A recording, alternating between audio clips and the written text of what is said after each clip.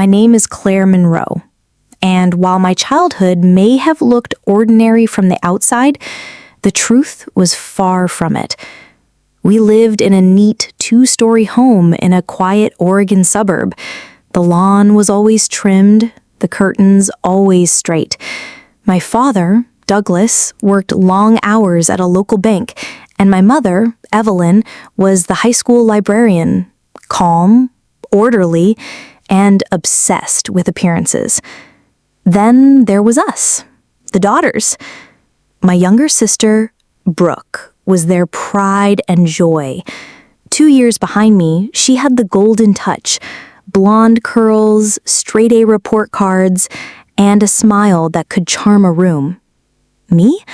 I was quieter, sharper around the edges. I liked to draw, to ask questions that made adults uncomfortable, and that alone was enough to put me second. Holidays became a script. Brooke unwrapped the latest tech gadgets, designer shoes, or whatever trend was hottest. I got practical things. A calendar. Socks. Once I received a discounted watercolor set from the dollar bin. When I asked why, my mother didn't even blink. Brooks earned a little more encouragement. She's got such promise. That sentence, those words, they lived in me like a splinter under the skin.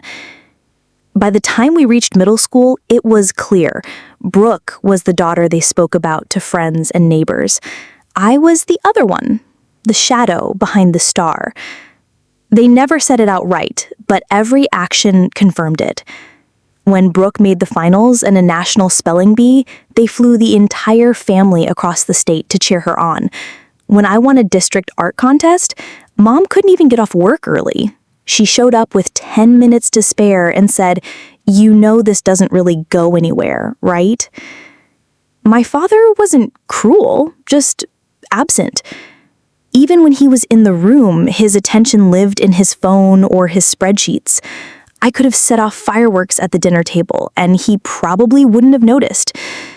The only soul who saw me, truly saw me, was my grandmother, Florence. Every summer, I stayed with her in a rickety old cabin by the lake. Brooke usually had cheer camp or student leadership boot camps. I had the lake, Grandma Flo, and my sketchbook. She was nothing like my parents.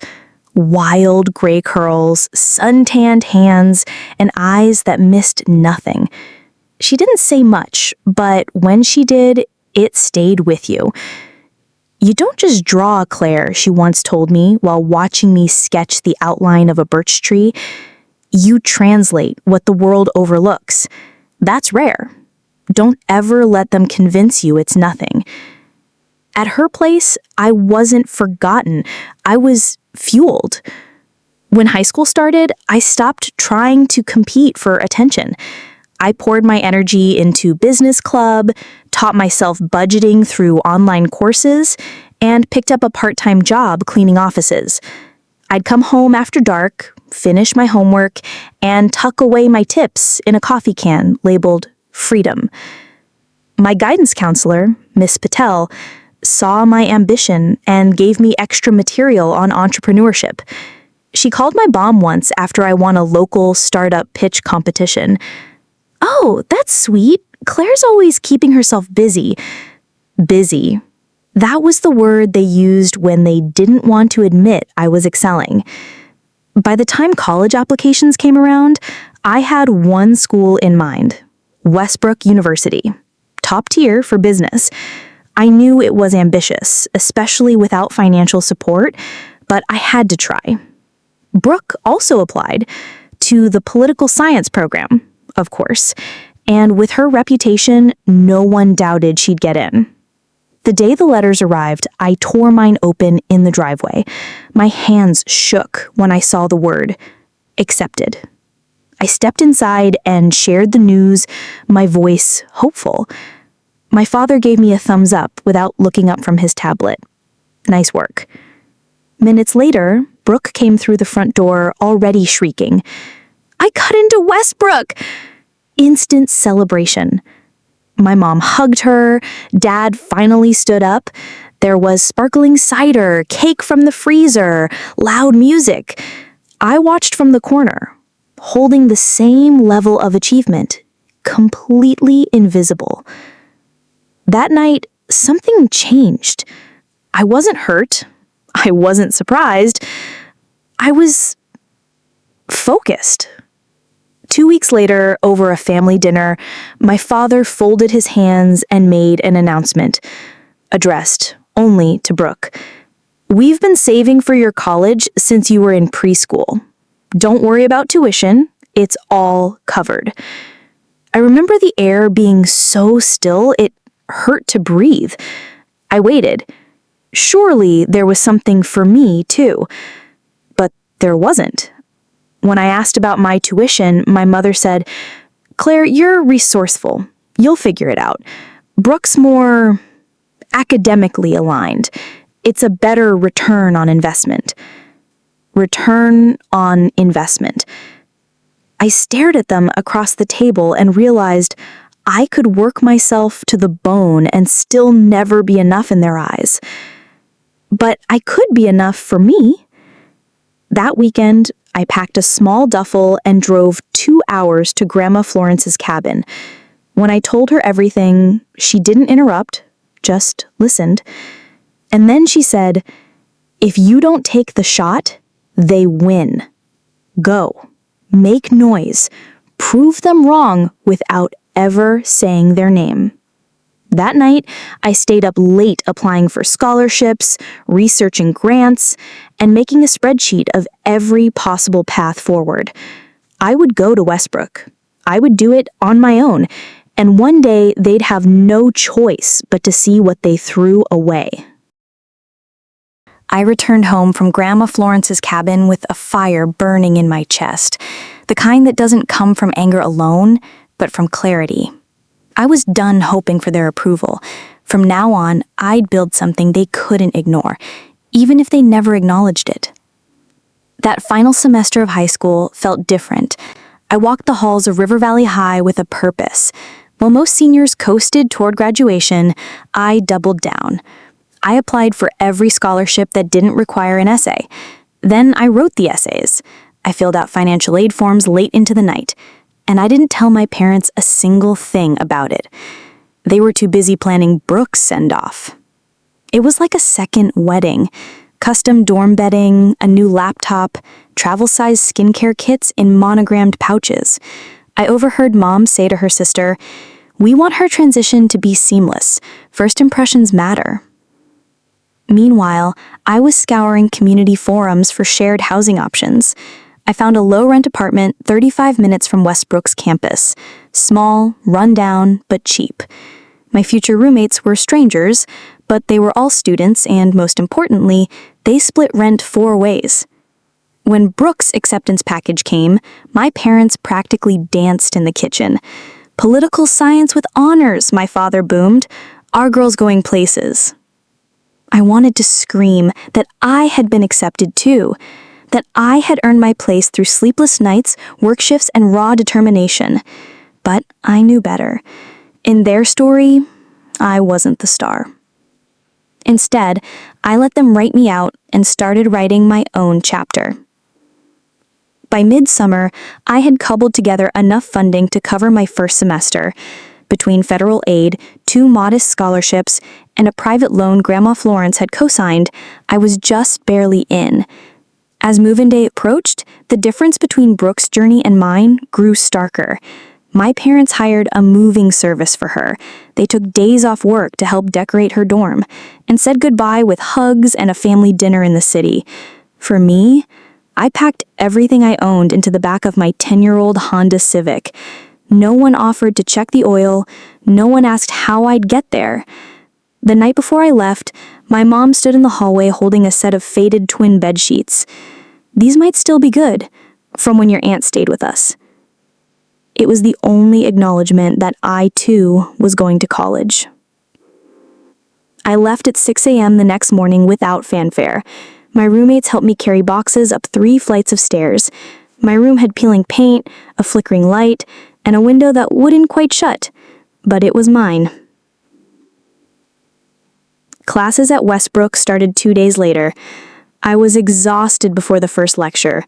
I had secured a job at a coffee shop near campus. Early morning shifts and late classes became my norm.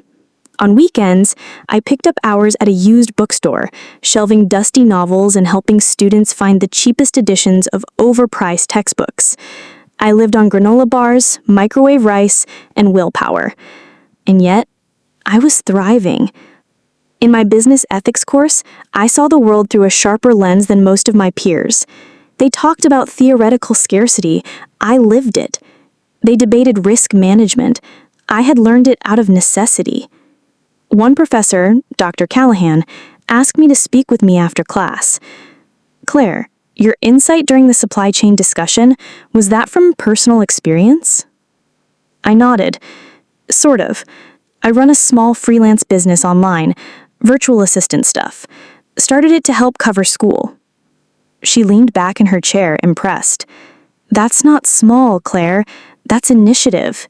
Keep pushing." Her words lit something in me. For the first time, my hard work was not just noticed, it was respected. Meanwhile, my family remained distant. Brooke called every Sunday, updating them on her classes, her social life, her internship interviews.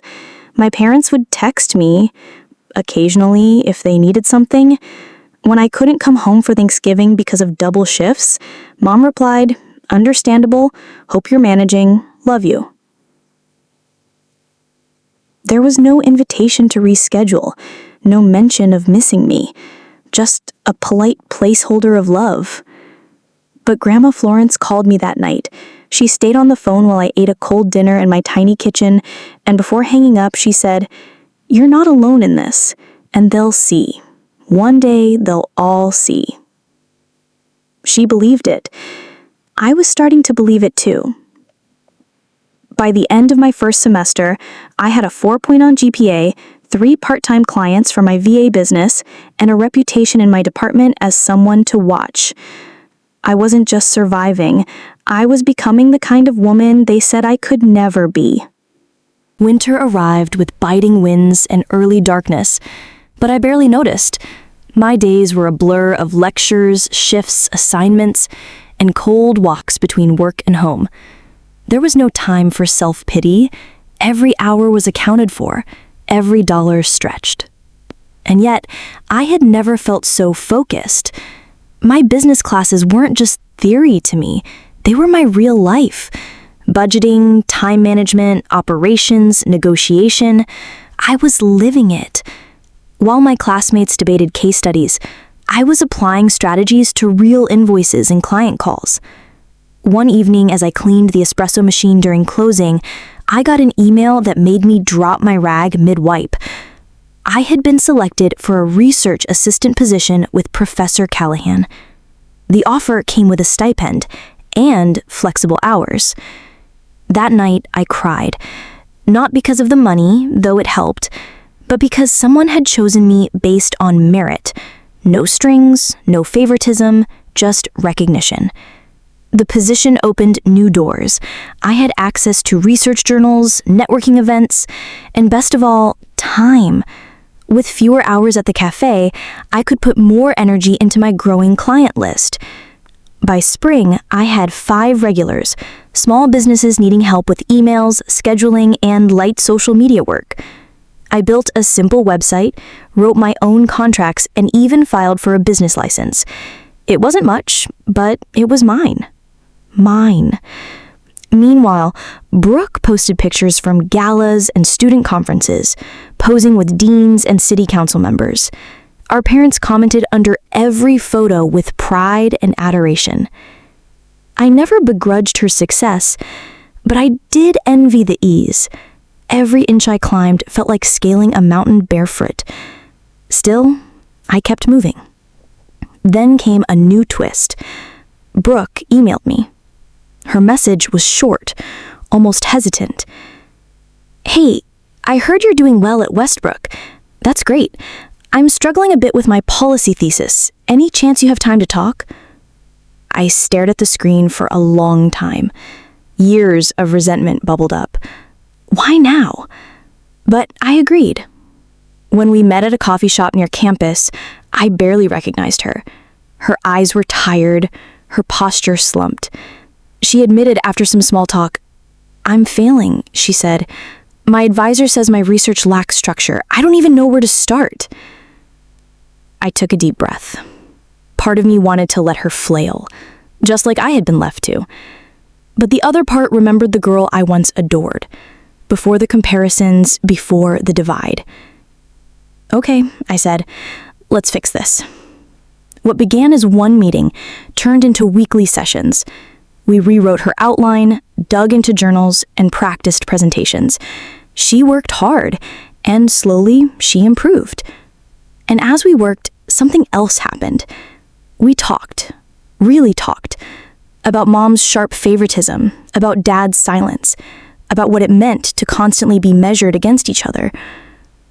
She said one night, "I always thought you were just fine, that you didn't need help." I wasn't. I just didn't have a choice. It wasn't an apology, but it was honest, and that was a start. One Friday, after a long study session, we walked home together. The wind was icy, but our conversation was warm. "You know," Brooke said, her voice low, "you're doing all this without them. The braids, the job, the business. I don't think they even know. I don't need them to." But deep down, I knew I did. Not for validation, but for justice, for truth. I wanted them to see, and soon they would, because I had just applied for something big, something that could change everything. The National Student Business Initiative, a nationwide competition, $50,000 in funding, mentorship, media coverage, a spotlight that even my parents couldn't ignore. The application had taken weeks, refining my pitch, recording a short video, submitting financial records. But I had done it, alone. And a week later, the email came. "Congratulations, you've been selected for the semifinals." I stared at the screen in disbelief. Then I laughed, hard and free, because I wasn't just keeping up anymore, I was getting ahead. By the time spring settled over campus, everything felt like it was shifting, quietly but steadily. My world, once built on survival and small wins, was opening wider. I could feel it. Between my research assistant role, freelance clients, and a now healthy GPA, I was juggling more than most. But I wasn't drowning anymore. I had systems, confidence, purpose. And then there was the competition. The National Student Business Initiative had just announced the semifinalists, and my name was there. Claire Monroe, Westbrook University. My proposal, a scalable digital service platform for rural small businesses. What started as a survival hustle was now being seen as an innovation. I didn't tell my parents. Instead, I told Grandma Florence. She cheered so loud over the phone, I had to hold the receiver away from my ear. She shouted, "I knew it. They're going to have to see you now. No more pretending." But it wasn't about making them see. Not really. It was about making me believe.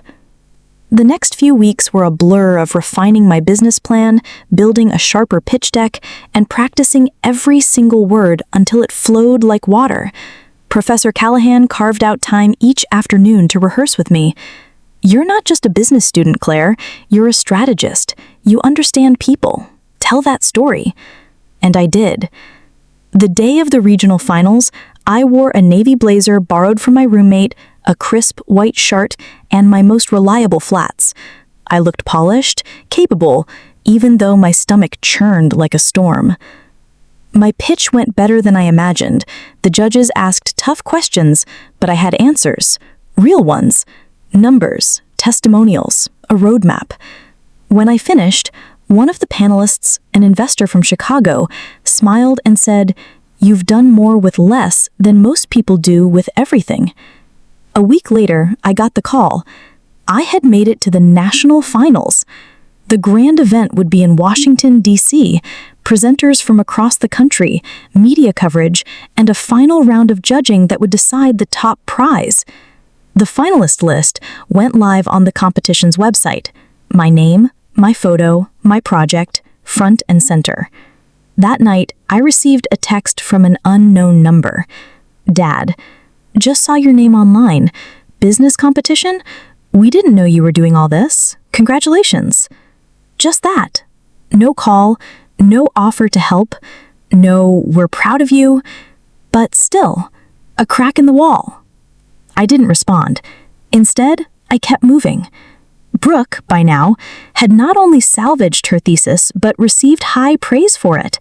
We had continued our study sessions, and strangely, our friendship. It was delicate, but growing.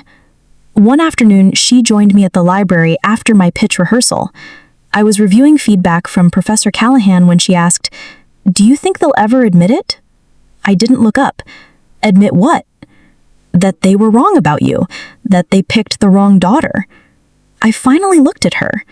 I don't want them to admit that. I just want them to stop pretending like I never was there. Brooke nodded quietly. 2 weeks later, I flew to DC with a suitcase half broken and a backpack full of printed handouts. I had to borrow the airfare from my freelance earnings, skipping groceries for 2 weeks to make it work. But when I walked into the venue, I felt like I belonged. Finalists stood in clusters, trading resumes and startup cards. I found a corner, plugged in my laptop, and waited. When it was my turn, I walked to the podium with my chin high and hands steady. And I spoke about what it meant to be invisible, about building something from nothing, about creating value when no one else would invest in you. I told them the truth. When I finished, the judges stood, and I knew, before they said a word, that everything had changed. The moment they called my name as the winner, I didn't hear it right away. It was as if the world paused to let the words echo twice. Claire Monroe, first place. The auditorium filled with applause, cameras flashed, my legs moved on instinct as I stepped onto the stage, still gripping the edges of my blazer like a lifeline. The check was oversized and absurdly shiny, but what hit harder than the prize money or the cameras was the simple fact that I had done this without anyone paving the way for me. After the awards ceremony, reporters approached me with microphones and wide smiles. "Claire, what inspired you to start your business? What advice do you have for other students who don't have support? How did it feel to be the underdog?" Each question was a reminder that the girl who used to cry herself to sleep in a drafty apartment had just redefined what resilience looked like. And then came the one question I hadn't expected. "Will your parents be attending your graduation next month?" For a second, I hesitated. "They'll be there," I said finally.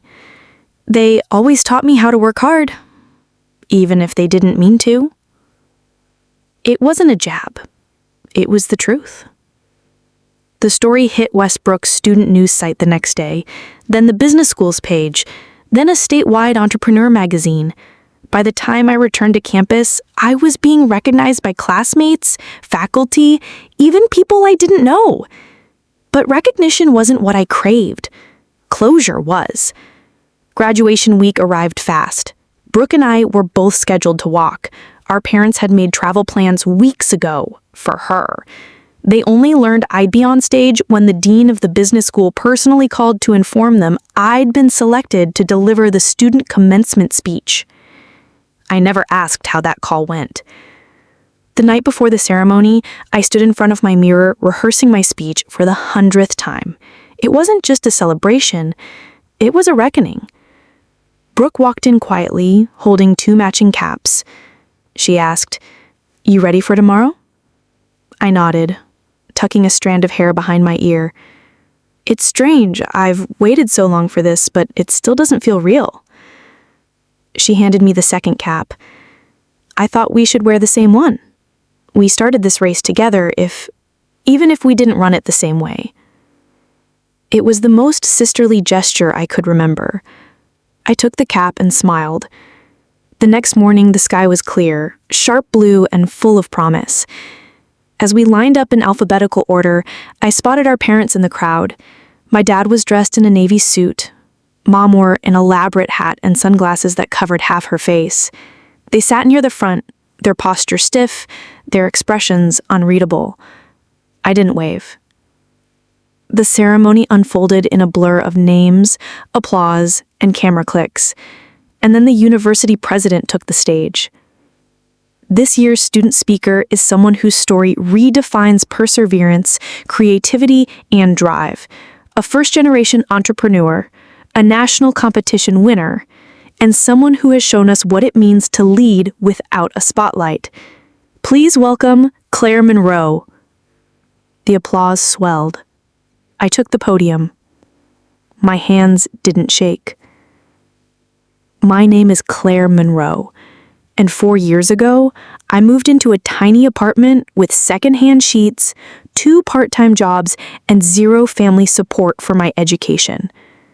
I was told in words and silence that my sister was the investment, that I was the risk, that I'd figure it out because I was independent. And I did, not in spite of that hardship, but through it. I found clarity in rejection, strength in exhaustion, purpose in invisibility. I paused, scanning the crowd. I'm not standing here today because I had help. I'm here because I kept going when no one thought I would. And that's what I want you to remember. Success isn't reserved for those with support. Sometimes it's carved out by those who had to build the ladder while climbing it. I ended to a standing ovation. I didn't look at my parents. I didn't need to. Because on that stage, under a cloudless sky, surrounded by strangers and friends and classmates, I wasn't asking them to see me anymore. I had already been seen. The cheers echoed long after I stepped down from the stage. My ears still rang with applause as I made my way back to my seat. Students reached out to shake my hand, faculty nodded with warm smiles. Even strangers whispered my name like it belonged to someone they suddenly knew. But all I could think about was the quiet tension brewing just a few rows back, in the family section. As the ceremony came to a close and graduates scattered to reunite with their families, I took my time. I hugged Brooke, I shook hands with Professor Callahan, I thanked the dean. Then, slowly, I made my way to the edge of the crowd where my parents stood under the shade of a white event tent, sipping complimentary lemonade like they hadn't just witnessed everything they'd underestimated. My mother looked up first. Her eyes behind the sunglasses were unreadable. My father gave me a hesitant smile. "Claire," he said, "that was quite the speech." "Powerful," Mom added, quickly, as if trying to soften the edge. I nodded politely. "Thank you." For a moment, none of us spoke. Then Dad cleared his throat. "We didn't know how much you'd accomplished. You never told us. You never asked," I said, my tone even. He winced, just barely. "We made mistakes," Mom offered. "I think we got comfortable assuming you were okay because you never complained. I didn't complain because I knew it wouldn't change anything." The silence that followed was heavier than the applause had been. Finally, Brooke stepped in. She didn't just make it through college. She built something, and she did it without you. That's not just a mistake. That's a failure on your part. I looked at her, stunned. Brooke had defended me before, but this was different. She was calling it out, fully, publicly. My parents looked stricken. "I'm not here to embarrass you, but I'm also not going to pretend like I got here with your help. I didn't. I got here in spite of you." Another beat of silence. Then my mother took a deep breath. "We are proud of you," she said quietly. even if we didn't show it the way you needed. Especially now that we've seen what you've built. Now. The word stung, but I didn't let it break me. I'm not angry anymore, but I've learned something over these years. Family isn't defined by obligation, it's defined by support. I had a family during college, just not the one I was born into. I glanced over to where Grandma Florence stood beaming with pride. Next to her was Zoe, my roommate and best friend, and Professor Callahan, all waiting for me with open arms. I need to go celebrate with them. They were there when no one else was. As I turned to walk away, Brooke stepped beside me without hesitation. I'm coming too. We left together, our parents standing silently behind us in a sea of families who had shown up, cheered loudly, and never once questioned whether their child was worthy of their support. That evening, the reception at the business school was full of laughter, hugs, and handshakes. I was introduced to donors, mentors, and even a few investors who read about my work.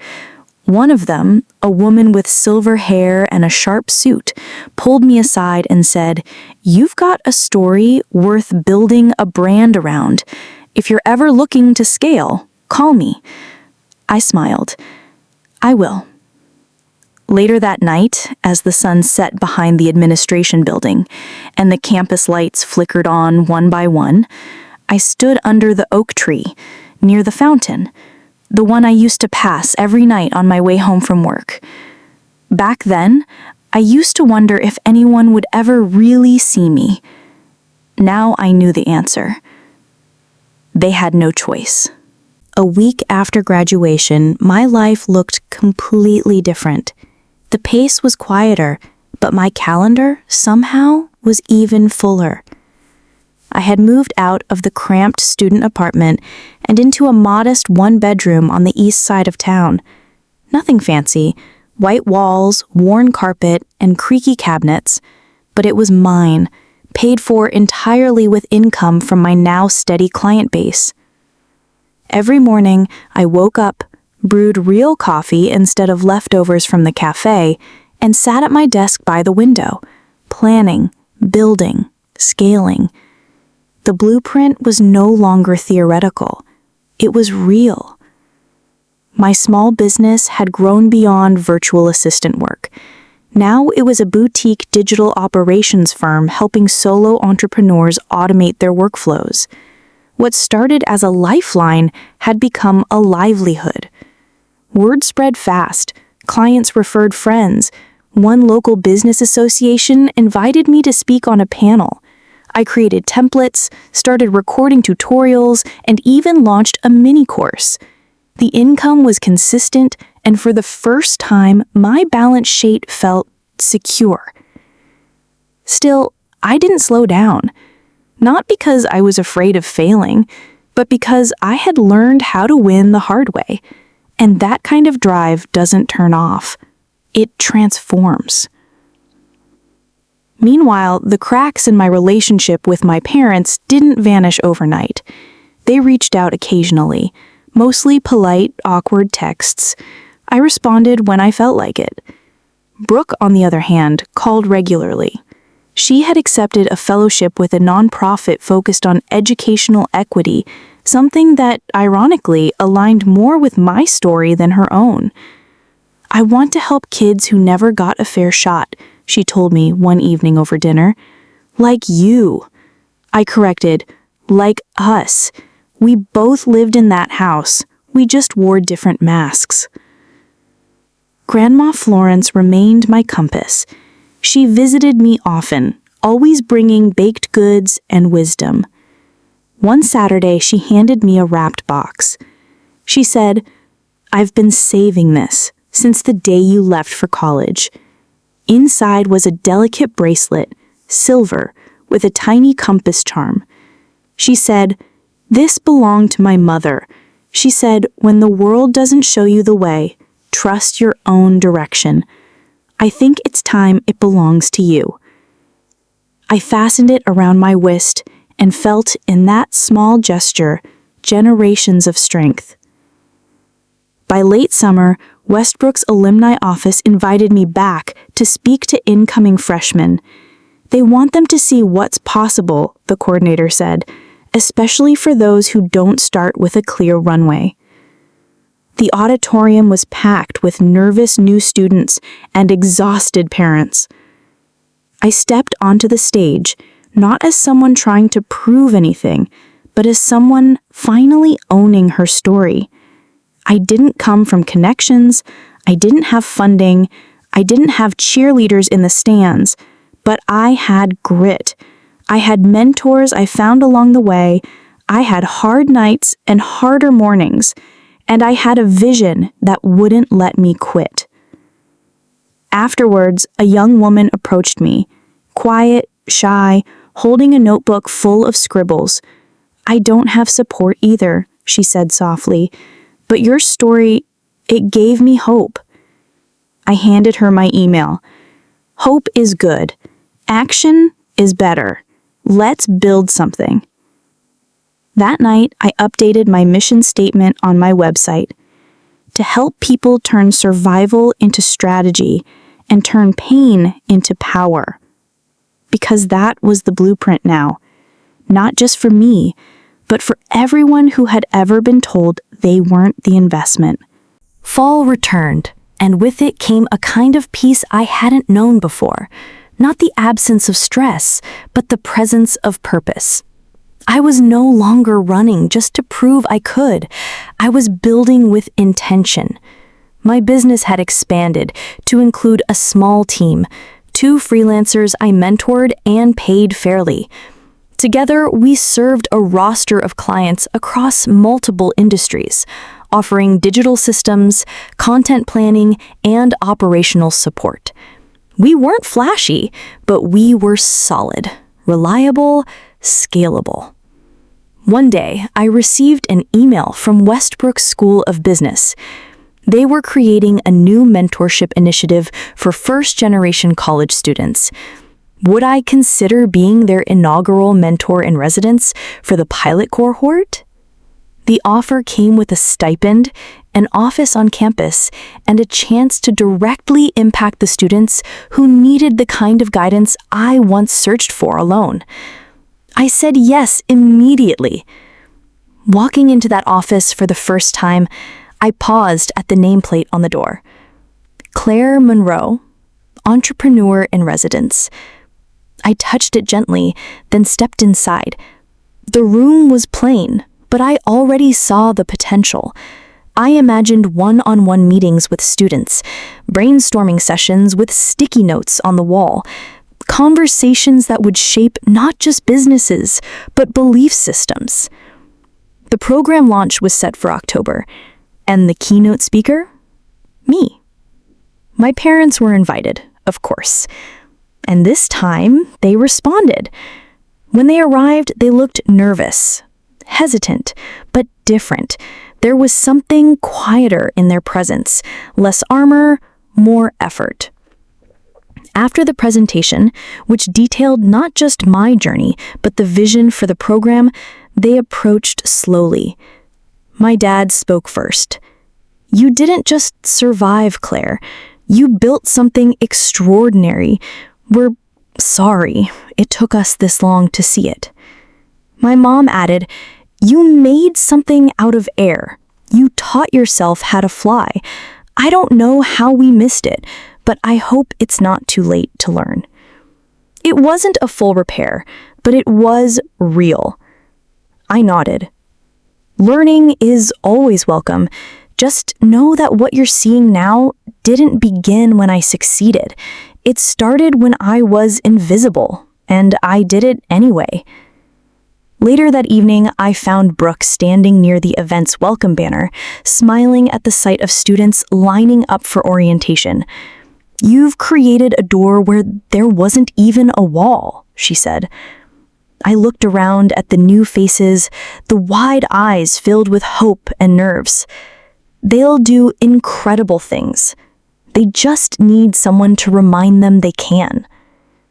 As the sun set beyond the campus, casting golden light across the quad, I stood there, no longer needing the approval I once craved. I had built my own foundation, and now I was building theirs. Because real success isn't just about rising, it's about reaching back. A year passed, like a single breath. My days became filled with mentorship meetings, team check-ins, content launches, and late-night calls with clients in different time zones. It was intense, but I loved it. This life, built from long nights and silent battles, was finally mine, fully and completely. The mentorship program at Westbrook flourished. Students who had once walked into my office unsure of their place left with clarity, direction, and confidence. One of them, Jasmine, a shy design student from a small farming town, pitched her own freelance agency just 6 months in. When she landed her first client, she brought donuts to celebrate. "You taught me how to believe in myself before anyone else did," she said. I didn't cry, but my voice cracked when I replied, "That's the first secret to building anything real." Outside of campus, my business had expanded into new markets. I spoke on podcasts, partnered with nonprofits, and hosted free workshops for first-gen founders. The more I gave back, the more I grew. I no longer asked what success looked like. I was living it. Not in money, though I was finally comfortable. Not in titles, though my email signature now included founder and mentor, but in moments, in meaning. One evening, as I sat beside Grandma Florence on her weathered porch swing overlooking the lake, she handed me a folded piece of paper. It was brittle with age. She said, "I kept this from your great-grandmother. It's a list of names. Women in our family who were told they couldn't, but did." At the bottom, she had added my name in elegant cursive, Claire Monroe. I traced the letters with my thumb. She said, "You're the first, but not the last." That moment stayed with me as I drafted a proposal later that month, a scholarship for first-gen students, funded in part by my business and in partnership with Westbrook. We called it the Compass Fund, after the bracelet she gave me. The board approved it unanimously. Applications opened in the spring. When the first recipient was announced, a young man working 3 jobs while studying computer science, I shook his hand on stage. "You're going to build something they never saw coming," I told him. He smiled. "Just like you." That evening, I sat alone in my apartment and finally allowed myself a moment to reflect. All the pain, all the hunger, all the cold nights and hollow silences, they hadn't been in vain. They were bricks in the foundation I was still laying, day by day. This wasn't revenge anymore. This was redemption. And my legacy? It was already in motion. It didn't happen with fireworks. There was no dramatic showdown, no standing ovation, no grand apology. The final chapter of my story didn't close with noise. It closed with peace. One Sunday afternoon, I hosted a small backyard gathering. Just a few close friends, some students, Brooke, Grandma Florence, and a few others who had walked with me through the storm. There were no toasts or speeches, just laughter, grilled food, and a worn-out picnic table covered in mismatched plates and conversation. Near the end of the evening, my parents arrived. They had asked if they could come. I had said yes. They brought a fruit tart and a quiet energy. No one asked them to explain the past. No one expected them to. They helped clear plates, sat with students, and even shared a few proud remarks when someone brought up the Compass Fund. It wasn't perfection, but it was a step. Later, as dusk settled and the porch lights glowed amber, my dad approached me while I refilled the lemonade jug. "I didn't understand back then," he said. "I saw your independence and thought it meant you didn't need us. That was wrong." I didn't answer right away. Then I said, "You're here now. That counts for something." He nodded. That night, after everyone had gone, I stood in the doorway and watched the string lights sway gently in the breeze. I felt the stillness of completion, not the kind that means it's over, but the kind that means something is finally whole. No longer was I the invisible girl fighting to be noticed, no longer the daughter asking for a seat at the table. I had built my own table, and now others were pulling up chairs. The girl they once overlooked had become a woman they couldn't ignore. But more importantly, she had become someone who no longer needed to be seen to know her own worth. I didn't win because they changed. I won because I did. That, in the end, was the quietest and most powerful victory of all. The end.